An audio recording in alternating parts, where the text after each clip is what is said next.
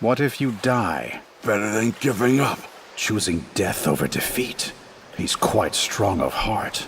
Tell me your name. Roronoa. Zoro. I'll remember it.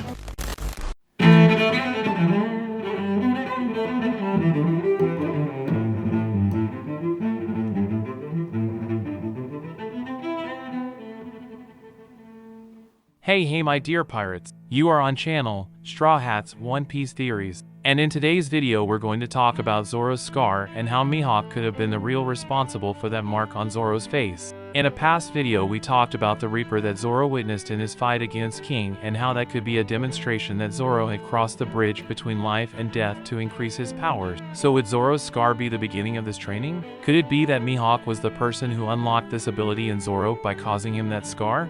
Will Zoro one day reveal to us the secret of his left eye? Well, we're going to analyze all this in today's video. So if you want to be a pirate king like me and achieve eternal glory, go ahead and press the like button with all the power of your devil fruit. And if you're new here my dear sailor, already subscribe to the channel and don't forget to activate the notifications bell so you don't miss any new video, okay? Then join this crew that will dominate the entire Grand Line and the New World. Now without further ado, let's get to this epic video. And well my dear pirate, as I said in a previous video, Death and Zoro are practically intertwined. His swords, the name of some of his moves, and even Zoro himself mentioned death several times and also called himself the King of Hell. There were several times when Zoro was close to death, and as always, somehow Zoro manages to return to life. Many say that the reason for this to happen is that Zoro will in fact become the King of Hell, and his meeting with the Reaper is just proof that Zoro is dominating the powers of death, since in theory the Reaper is the one who works for death and death is under the orders of the King of Hell. However, as it turns out, this whole correlation between Zoro and death was just a parallel that Oda liked to use to give more weight to the character's promises. Zoro promised Kuina that he would be the greatest swordsman in the world, and Kuina unfortunately died. Zoro promised Luffy that he would help him become the king of the pirates, and that's why he would never lose a fight again, and in his fight against Mihawk he chose death than having to accept defeat. That is, it seems that this parallel that Oda created between Zoro and death ended up going too far, and maybe that could even explain the scar on Zoro's left eye. As I said in that video, when meeting the Reaper, it could mean that Zoro was crossing the bridge between life and death, and thus he would get new powers, and in fact after that moment he got stronger and surpassed King in battle. But if all this is true, if the increase in Zoro's powers really has a correlation with his advance towards death, then it was Mihawk who released these powers in Zoro? Was it thanks to Mihawk that Zoro discovered, even if in an unconscious way, that embracing death was the way for him to get stronger?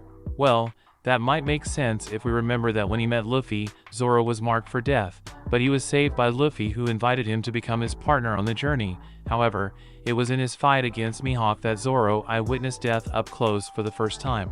Mihawk himself was surprised by Zoro's willpower in not being defeated and humiliated to the point of wanting to give his own life. This made Mihawk interested in that young swordsman who had challenged him, so much so that he later made him his disciple. So I believe that while training, Mihawk tried to extract as much as possible from Zoro. I myself said that in another video about Zoro's scar, but in that video I just said that maybe Mihawk made that scar as proof that Zoro was already ready, not yet to surpass him, but at least he was ready to go his own way to become the greatest swordsman in the world. That is, Mihawk would have made that scar using Yoru instead of using that small knife that is embedded in his crucifix as proof that Zoro forced him to use his most powerful blade, being different from the first match where Mihawk only used Yoru to demonstrate respect for the fact that Zoro is brave to the point of choosing death. That is, my dear pirate, it is possible that Mihawk knew about death and how he could help Zoro to evolve his powers, and that's why he took Zoro to the extreme in training, even to the point of leaving him almost dead, injuring his face, also that Zoro could get even closer to death and thereby become even stronger. A detail that reinforces this theory is that Mihawk's territory, Kuragana Island, its castle, everything is very dark and refers to death. In the past that place suffered from a war, and if we notice, the hills of that place clearly refer to the movie, The Nightmare Before Christmas. And this movie clearly has a tone of horror and death, even though it's a Christmas movie.